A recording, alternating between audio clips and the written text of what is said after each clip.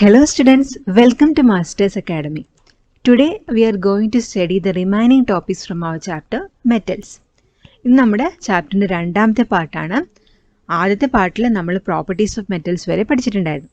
അപ്പം നിങ്ങൾ ആദ്യമായിട്ടാണ് ഞങ്ങളുടെ ചാനൽ കാണുന്നതെങ്കിൽ ഞങ്ങളുടെ ചാനൽ സബ്സ്ക്രൈബ് ചെയ്ത് ഞങ്ങളെ സപ്പോർട്ട് ചെയ്യണമെന്ന് ഓർമ്മപ്പെടുത്തുകയാണ്. പുതിയ വീഡിയോസ് വരുമ്പോൾ നോട്ടിഫിക്കേഷൻ ലഭിക്കുന്നതിനായിട്ട് ബെല്ലൈക്കണും കൂടെ മറക്കാതെ ഒന്ന് പ്രസ് ചെയ്യണേ. ലാസ്റ്റ് ക്ലാസ്സിൽ നമ്മൾ പഠിച്ചത് മെറ്റൽസിൻ്റെ പ്രോപ്പർട്ടീസ് ആണ് അല്ലേ. നമ്മൾ ഒരുപാട് പ്രോപ്പർട്ടീസ് പഠിച്ചു അല്ലേ. മാലബിലിറ്റി, ഡക്റ്റിലിറ്റി, പിന്നെ എന്താണ് ഇലക്ട്രിക്കൽ കണ്ടക്ടേഴ്സ് ആണ്, ലസ്ട്രസ് ആണ്, ഇതൊക്കെ പഠിച്ചു. ഇനി നമ്മൾ ബാക്കിയുള്ള കാര്യങ്ങളാണ് പഠിക്കാൻ പോകുന്നത്. നമ്മൾ പഠിക്കാൻ പോകുന്നത് അലോയ്സിനെ പറ്റിയാണ്. എന്താണ് അലോയ്സ്? അലോയ്സ് എന്താണെന്ന് മനസ്സിലാക്കാൻ വേണ്ടിയിട്ട് നമ്മൾ ബ്രോൺസ് കേട്ടിട്ടുണ്ടോ നിങ്ങൾ? ബ്രോൺസ്, ബ്രാസ്, നിക്രോം എന്നൊക്കെ കേട്ടിട്ടുണ്ടോ? ഇതൊക്കെ എന്താണ്? ബ്രോൺസ് എന്താണെന്ന് മിക്കവാറും കേട്ടിട്ടുണ്ടാവും അല്ലേ. ബ്രോൺസ് എന്ന് പറയുന്നത് കോപ്പറിൻ്റെയും ടിന്നിൻ്റെയും കൂടെ ഒരു മിക്സ്ചറാണ്. അപ്പം ഇങ്ങനെയുള്ള സബ്സ്റ്റൻസിനാണ് നമ്മൾ എന്തെന്ന് പറയുന്നത്? അലോയ്സ് എന്ന് പറയുന്നത്. സോ അലോയ്സ് എന്ന് പറയുന്നത് എന്താ? ഒരു ഹോമോജീനിയസ് മിക്സ്ചറാണ്. എന്തിൻ്റെയൊക്കെ? രണ്ടോ അതിലധികമോ മെറ്റൽസിൻ്റെ ഒരു കോമ്പിനേഷൻ നമ്മൾ പറയുന്ന പേരാണ് അലോയ്സ്. ഇനി എന്തിനാണ് നമ്മൾ മെറ്റൽസിനെ അലോയ്സ് ആയിട്ട് വെക്കുന്നത്? മെറ്റൽസിനെ കമ്പയർ ചെയ്ത് നോക്കുമ്പോൾ അലോയ്സിന് എന്താണ്? കൂടുതൽ സ്ട്രെങ്ത് ഉണ്ട്, അതുപോലെ കൊറോഷൻ റെസിസ്റ്റൻസും ആണ്. കൊറോഷൻ എന്ന് പറഞ്ഞാൽ എന്താ? തുരുമ്പിക്കുക. അപ്പം എന്താണ്? കൊറോഷന് പ്രിവെൻറ്റ് ചെയ്യാൻ എന്തിന് കഴിയും? അലോയ്സിന് കഴിയും. അതുപോലെ തന്നെ എന്താണ്? നമ്മൾ സാധാരണ 90% മെറ്റൽസും യൂസ് ചെയ്യുന്നത് അതിൻ്റെ അലോയ്സിൻ്റെ ഫോമിലാണ്. ഈ ഗോൾഡ് എന്ന് പറയുന്നത് നമ്മൾ ഉപയോഗിക്കുന്ന ഗോൾഡ് ഓർണമെൻറ്റ്സ് ഉണ്ടാക്കുന്നത് എങ്ങനെയാണ്? ഗോൾഡിൻ്റെയും കോപ്പറിൻ്റെയും കൂടെ അലോയ് വെച്ചിട്ടാണ് ഓർണമെൻറ്റ്സ് ഉണ്ടാക്കുന്നത്. നമുക്ക് ഡീറ്റെയിൽ ആയിട്ട് നോക്കാം എന്താണ് alloys. An alloy is a solid solution which is a homogeneous mixture of two or more metals. Homogeneous mixture ആണ്. എന്തിൻ്റെയൊക്കെ? രണ്ടോ അതിലധികമോ മെറ്റൽസിൻ്റെ ഒരു സൊല്യൂഷൻ ആണ് എന്ത്? അലോയ് എന്ന് പറയുന്നത്. Compared to metals, alloys possess better strength and resistance corrosion. സ്ട്രെങ്ത്തും കൂടുതലാണ്, കൊറോഷൻ റെസിസ്റ്റൻസും ആണ്. More than 90% of metals are used in the form of their alloys. Alloys represent a large class of construction materials with superior properties. നിങ്ങൾ എന്തൊക്കെ കേട്ടിട്ടുണ്ടാവും? Alnico എന്നൊക്കെ കേട്ടിട്ടില്ലേ? നമ്മൾ മാഗ്നറ്റ്സ് ഒക്കെ ഉണ്ടാക്കാൻ ഉപയോഗിക്കുന്നത് അത് അയണിൻ്റെയും അലുമിനിയത്തിൻ്റെയും നിക്കലിൻ്റെയും കൊബാൾട്ടിൻ്റെയും ഒക്കെ ഒരു കോമ്പിനേഷനാണ്. അപ്പോൾ ഇതുപോലെയുള്ള കോമ്പിനേഷൻസ് ഒക്കെ നമ്മൾ എന്തിൽ യൂസ് ചെയ്യുന്നുണ്ട്? കൺസ്ട്രക്ഷൻ മെറ്റീരിയൽസ് ഉണ്ടാക്കാനൊക്കെ യൂസ് ചെയ്യുന്നുണ്ട്. കാരണം എന്താ? നമ്മൾ മെറ്റൽസിനെ വെച്ച് നോക്കുമ്പോൾ അതിന് സുപ്പീരിയർ പ്രോപ്പർട്ടീസ് ആണ്. അതുകൊണ്ട് തന്നെ നമ്മൾ വൈഡായിട്ട് എവിടെ യൂസ് ചെയ്യുന്നുണ്ട്? കൺസ്ട്രക്ഷൻ മെറ്റീരിയൽസിൽ ഈ അലോയ്സ് യൂസ് ചെയ്യുന്നുണ്ട്. An alloy of gold and copper is used for making ornaments. ഞാൻ പറഞ്ഞ ഓർണമെന്റ്സ് ഉണ്ടാക്കാൻ ഉപയോഗിക്കുന്നത് എന്താണ്? കോപ്പറിൻ്റെയും ഗോൾഡിൻ്റെയും കൂടെ അലോയിനെയാണ്. നോക്കിയേ കുറച്ച് അലോയ്സ്. ബ്രാസ് എന്ന് പറയുന്നത് കോപ്പറിൻ്റെയും സിങ്കിൻ്റെയും കൂടെ അലോയ് ആണ്. ദെൻ ബ്രോൺസ് എന്തിനൊക്കെയാണ്? കോപ്പറിൻ്റെയും ടിന്നിൻ്റെയും അലോയ് ആണ്. ദെൻ നിക്രോമിൽ നിങ്ങൾക്ക് വായിച്ചാൽ തന്നെ കിട്ടില്ലേ? ഫസ്റ്റ് Ni ആണ്. അപ്പം നിക്കൽ, CHR എന്ന് പറയുമ്പോൾ എന്താ? ക്രോമിയം വരും. Then iron. ഇപ്പം നിക്രോം എന്ന് പറയുന്നത് നിക്കൽ, ക്രോമിയം, അയൺ, ഇത്രയും മൂന്നിൻ്റെയും കൂടി എന്താണ്? കോമ്പിനേഷനാണ് നിക്രോം എന്ന് പറയുന്നത്. നിക്രോം ആണ് റെസിസ്റ്റൻസ് ഒക്കെ ഉണ്ടാക്കാൻ വേണ്ടി ഉപയോഗിക്കുന്നത്. ദെൻ അൽനിക്കോ എന്ന് പറയുന്നത് അലുമിനിയത്തിൻ്റെയും അയണിൻ്റെയും നിക്കൽ, കൊബാൾട്ട്, ഇത്രയും മെറ്റൽസിൻ്റെ കോമ്പിനേഷൻ ആണിതെന്ന് പറയുന്നത് അൽനിക്കോ എന്ന് പറയുന്നത്. അപ്പോൾ അൽനിക്കോ എന്തിനാണ് യൂസ് ചെയ്യുന്നത്? മാഗ്നറ്റ്സ് ഉണ്ടാക്കാൻ വേണ്ടി യൂസ് ചെയ്യുന്ന സാധനമാണ് അൽനിക്കോ.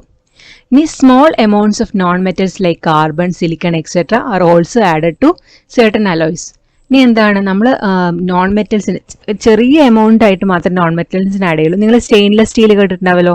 ഈ സ്റ്റെയിൻലെസ് സ്റ്റീൽ നമ്മൾ എന്ത് ചെയ്യുന്നുണ്ട്? കാർബണും അതുപോലെ സിലിക്കണും ഒക്കെ എന്ത് ചെയ്യുന്നുണ്ട്? ആഡ് ചെയ്യുന്നുണ്ട്. അലോയ് ആക്കാൻ വേണ്ടിയിട്ട് കാർബണും സിലിക്കണും ഒക്കെ ആഡ് ചെയ്യുന്നുണ്ട്. സോ അലോയ് എന്ന് പറഞ്ഞാൽ എത്രയേ ഉള്ളൂ? Alloy is A solid solution which is homogeneous mixture of two or more metals. Then നമ്മൾ നോക്കാൻ പോകുന്നത് മെറ്റൽസിൻ്റെ കുറച്ച് റിയാക്ഷൻ ആണ്. ഫസ്റ്റ് നമ്മൾ നോക്കുന്നത് reaction with air. Metals air ആയിട്ട് റിയാക്ട് ചെയ്യുമ്പോൾ എന്തൊക്കെ മാറ്റമാണ് സംഭവിക്കുന്നത്? നിങ്ങൾക്കറിയാം മെറ്റൽസ് ഒക്കെ എന്താ? ലസ്ട്രസ് ആണ്. എന്താണെന്നൊക്കെ പഠിച്ചിട്ടുണ്ടായിരുന്നു അല്ലേ. അതായത് നമ്മൾ ഫ്രഷ്ലി കട്ട് പീസ് എടുത്ത് നോക്കിയിട്ടുണ്ടെങ്കിൽ അവിടെ എന്താണ്? ആ പ്രതലത്തിന് നല്ല തിളക്കം ഉണ്ടാവും. അതുകൊണ്ടാണ് മെറ്റൽസ് ലസ്ട്രസ് ആണെന്ന് പറയുന്നത്. ഇനി നോക്കിക്കേ, നമ്മൾ സോഡിയത്തിൻ്റെ ഒരു പീസ് കട്ട് ചെയ്തു. നൈഫ് വെച്ച് കട്ട് ചെയ്യാൻ പറ്റും, നിങ്ങൾക്കറിയാം. നമ്മൾ സ്മോൾ പീസ് കട്ട് ചെയ്തു. ആ സർഫസ് ഒന്ന് നോക്കിക്കേ, ന്യൂലി ഫോംഡ് സർഫസിന് എന്താണ്? നല്ല തിളക്കം ഉണ്ടാവും അല്ലേ, നല്ല മെറ്റാലിക് ലസ്റ്റർ ഉണ്ടാവും. പക്ഷെ കുറച്ച് കഴിയുമ്പോഴത്തേക്കും എന്ത് പറ്റും? ഇതിൻ്റെ ഈ ലസ്റ്റർ ഇല്ലാണ്ടാവും. നമ്മൾ ഉപയോഗിക്കുന്ന അലുമിനിയം പാത്രങ്ങളായാലും അതുപോലെ എന്താണ് ഓർണമെൻറ്റ്സ് ആയാലും എല്ലാം എന്താണ്? കുറച്ച് കാലത്തേക്ക് ആ തിളക്കം ഉണ്ടാവും. കുറച്ച് കഴിയുമ്പോൾ നോക്കിക്കോ, അതിൻ്റെ തിളക്കം എന്താവും? മങ്ങും. അതിൻ്റെ ലസ്റ്റേഴ്സ് ഒക്കെ പോവും. അതിന് കാരണം എന്താണ്? അതിന് കാരണം ഇതാണ്, മെറ്റൽസ് എന്താണ്? എയറുമായിട്ട് കോണ്ടാക്ട് വരും, അതായത് അറ്റ്മോസ്ഫിയറായിട്ട് കോണ്ടാക്ട് വരുമ്പം അതെന്ത് ചെയ്യും? അറ്റ്മോസ്ഫിയറിലുള്ള കമ്പണൻസ് ഒക്കെ ആയിട്ട് റിയാക്ട് ചെയ്യും, കെമിക്കൽ റിയാക്ഷൻ നടക്കും. ആ കെമിക്കൽ റിയാക്ഷൻ കാരണം എന്ത് പറ്റും, അത് വേറെ കോമ്പൗണ്ട്സ് ആയിട്ട് മാറും. അങ്ങനെ മെറ്റൽസിന് അതിൻ്റെ ലെസ്റ്ററൊക്കെ ലോസ് ആവും. അങ്ങനെ അത് ടാർണിഷ്ഡ് ആയി പോകും, അതായത് മങ്ങിപ്പോവും. അത് നമുക്ക് നോക്കാം. Metals come in to contact with atmosphere, they undergo chemical reaction with different components of air. നിങ്ങൾക്ക് അറിയാം എന്താ, എയറിൽ വാട്ടർ ഉണ്ടാവും, ഓക്സിജൻ ഉണ്ടാവും, സൾഫർ ഉണ്ടാവും, അങ്ങനെ ഒരുപാട് കമ്പണൻസ് ഉണ്ടാവില്ലേ. അപ്പോൾ ഈ മെറ്റൽസ് എന്ത് ചെയ്യും, ഈ എല്ലാ കമ്പണൻസുമായിട്ട് എന്ത് ചെയ്യും, റിയാക്ട് ചെയ്യും. ഫോർ എക്സാമ്പിൾ ഓക്സിജനായിട്ട് റിയാക്ട് ചെയ്യുമ്പോൾ ഓക്സൈഡ്സ് ഉണ്ടാവും, സൾഫറായിട്ട് റിയാക്ട് ചെയ്യുമ്പോൾ സൾഫൈഡ്സ് ഉണ്ടാവും. അങ്ങനെ മെറ്റൽസ് എന്ത് ചെയ്യും, ഇതൊക്കെ ആയിട്ട് റിയാക്ട് ചെയ്യും. As A result the metal losses it's Leicester and get tarnished. അതുവഴി എന്ത് ചെയ്യും, മെറ്റൽസിന് ഈ തിളക്കം നഷ്ടപ്പെട്ട് അതെന്താവും, മങ്ങിപ്പോകും. ഒരു ക്വസ്റ്റ്യൻ നോക്കിക്കേ, why the freshly cut piece of sodium fades after some time. നമ്മൾ കണ്ടുല്ലേ, സോഡിയം പുതുതായിട്ട് മുറിച്ച് കഴിയുമ്പോൾ നല്ല തിളക്കം ഉണ്ടാവും. ആ തിളക്കം കുറച്ച് കഴിയുമ്പോൾ നഷ്ടമാവും. അതിനുള്ള കാരണം എന്താണ്?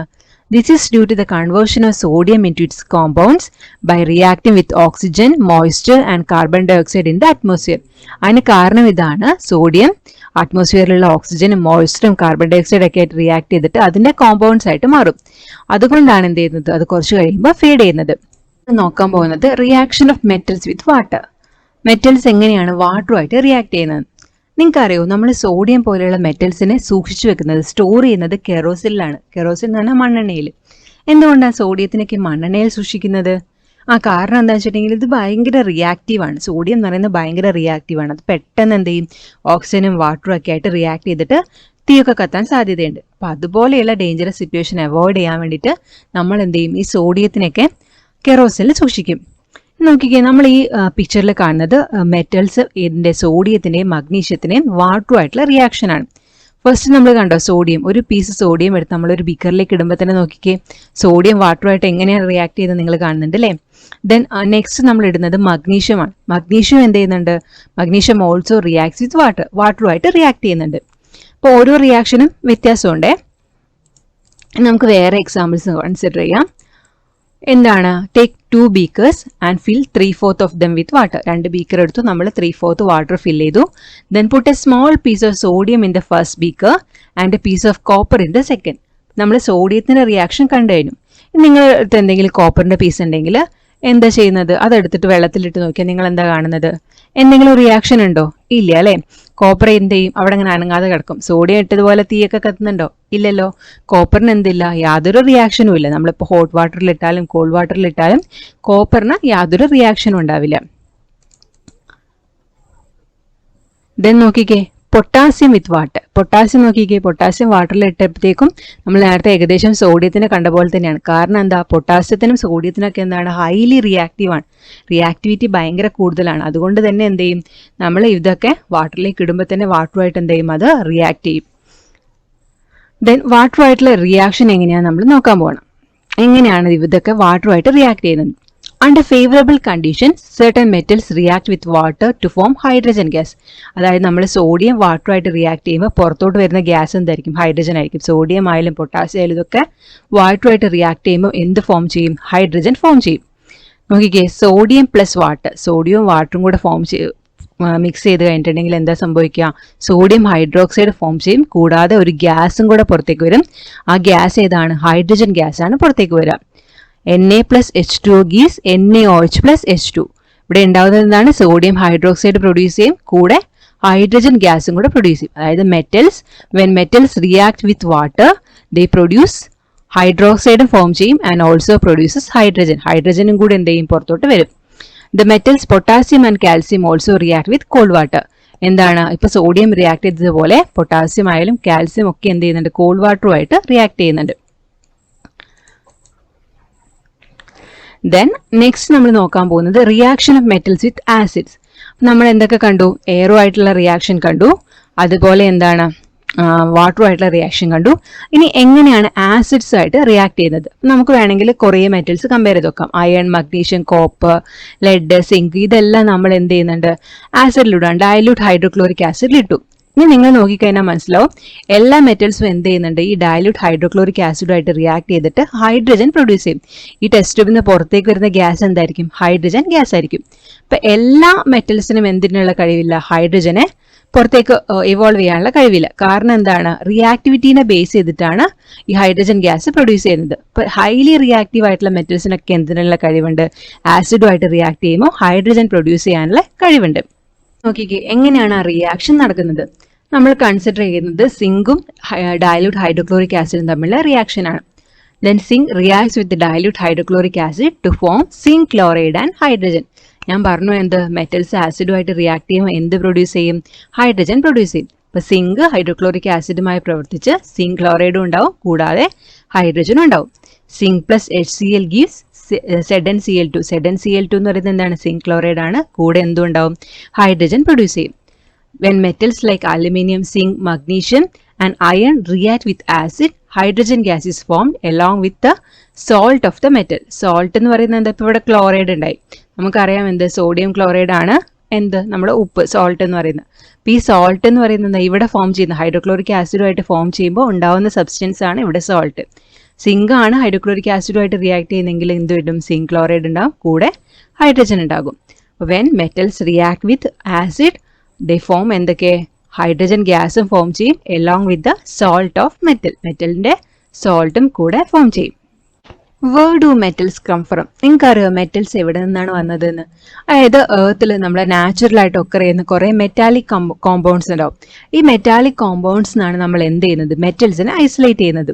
അപ്പോൾ എർത്ത് ക്രസ്റ്റിൽ അങ്ങനെയുള്ള കോമ്പൗണ്ട്സിന് നമ്മൾ സാധാരണ പറയുന്നത് എന്താണ്? മിനറൽസ് എന്നാണ്. ഈ മിനറൽസിനാണ് നമ്മൾ എന്ത് ചെയ്യുന്നത്? മെറ്റൽസിനെ വേർതിരിച്ചെടുക്കുന്നത്. സാധാരണ എന്താണ്? കുറേ കെമിക്കൽ പ്രോസസ്സ് വഴിയാണ് നമ്മൾ എന്ത് ചെയ്യുന്നത്? മെറ്റൽസിനെ ഇതിൽ നിന്ന് സെപ്പറേറ്റ് ചെയ്യുന്നത്. ഇനി ഫ്രീ സ്റ്റേറ്റിൽ എക്സിസ്റ്റ് ചെയ്യുന്ന ഒരൊറ്റ മെറ്റലേ ഉള്ളൂ, അതേതാണ്? ഗോൾഡ് ആണ്. ദെൻ അലുമിനിയം ആണ് എർത്തിൽ ഏറ്റവും എബണ്ടന്റ് ആയിട്ട് കാണപ്പെടുന്ന metals. So metals are isolated from natural occurring materials containing metallic compounds. Such materials found in the earth crust are known as minerals. അപ്പോൾ മിനറൽസിൽ നിന്നാണ് നമ്മൾ എന്ത് ചെയ്യുന്നത്? മെറ്റൽസിനെ സെപ്പറേറ്റ് ചെയ്യുന്നത്. കെമിക്കൽ പ്രോസസ്സ് വഴിയാണ് നമ്മൾ സെപ്പറേറ്റ് ചെയ്യുന്നത്. Then gold is a metal which exists in free state. Then aluminum is the most abundant metal on the earth crust. Then metals in human body too. നമ്മുടെ human ബോഡിയിൽ എന്തുണ്ട്? Metals ഉണ്ട്. നിങ്ങൾക്കറിയോ? നിങ്ങൾ haemoglobin, ബ്ലഡിലെ ഹീമോഗ്ലോബിനിൽ എന്തുണ്ട്? അയണിൻ്റെ content ഉണ്ട്. അതുപോലെ നമ്മുടെ ടീത്തിൻ്റെയും ബോൺസിൻ്റെ ഒക്കെ ഗ്രോത്തിന് എന്ത് അത്യാവശ്യമാണ്? കാൽസ്യം വേണം. നിങ്ങൾ കേട്ടിട്ടുണ്ടല്ലേ, എല്ലിനും പല്ലിനും ഒക്കെ കാൽസ്യം വേണം. അതുപോലെ സെല്ലിൻ്റെ ഫംഗ്ഷനിന് ചില എന്താണ് മെറ്റൽസ് വേണം. നമുക്ക് നോക്കാം. അപ്പം സ്മോൾ ക്വാണ്ടിറ്റിയിൽ എന്തുള്ളൂ? ഈ മെറ്റൽസ് എല്ലാം human ബോഡിയിലുള്ളൂ. Though needed only in small quantity, the presence of certain metallic minerals is essential for the normal functioning of human body and for health and nutrition. But small quantity ആണെങ്കിലും human ബോഡിയുടെ normal functioning എന്താണ്? ഇവ അത്യാവശ്യമാണ്. Haemoglobin, the compound which gives red color to blood, contains iron. നിങ്ങൾക്കറിയാം നമ്മളെ ബ്ലഡിന് red colour കൊടുക്കുന്ന വസ്തുവാണ് haemoglobin. അതിലുള്ള മെയിൻ കണ്ടന്റ് എന്താണ്? അയൺ ആണ്. Then calcium is essential for the growth of teeth and bones. എല്ലിനും പല്ലിനും ഒക്കെ എന്താണ്? കാൽസ്യം അത്യാവശ്യമാണ്. Then salts of sodium and potassium are essential for proper functioning of cells. നമ്മളെ സെൽസിന്റെ proper functioning എന്ത് അത്യാവശ്യമാണ്? സോഡിയത്തിൻ്റെ പൊട്ടാസ്യത്തിൻ്റെയൊക്കെ salts ആവശ്യമാണ്. Then traces of metals like zinc, copper and selenium are essential for maintaining the health of a person. ഇപ്പോൾ എന്താണ്? ഒരു മനുഷ്യൻ്റെ വളർച്ചയ്ക്ക് എന്ത് അത്യാവശ്യമാണ്? ഹെൽത്ത് മെയിൻറ്റെയിൻ ചെയ്യണമെങ്കിൽ ട്രേസസ് ചെറിയ ക്വാണ്ടിറ്റിയിൽ എന്ത് വേണം? മെറ്റൽസ് ആയ സിങ്ക്, കോപ്പർ, സെലീനിയം ഇവയൊക്കെ വളരെ അത്യാവശ്യമാണ്. അതായത് ഹ്യൂമൻ ബോഡിയിലും എന്തിൻ്റെ പ്രസൻസ് ഉണ്ട്? മെറ്റൽസിൻ്റെ പ്രസൻസ് ഉണ്ട്.